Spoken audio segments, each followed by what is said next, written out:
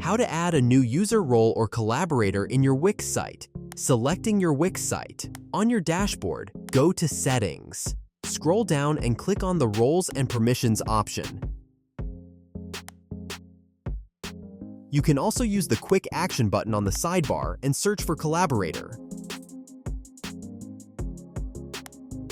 Alternatively, under the Sites page, click on the Site Actions icon menu and select Add Collaborators.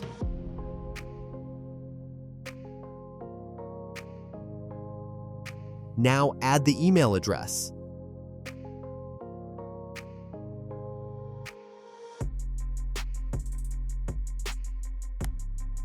Select a role. If you select the admin role, all other access will be pre-selected as admin capabilities. In this example, I'm going to choose Content Writer and select a few capabilities, such as CMS Editor and CMS Admin. Click Send Invites when you're done. Thank you for watching.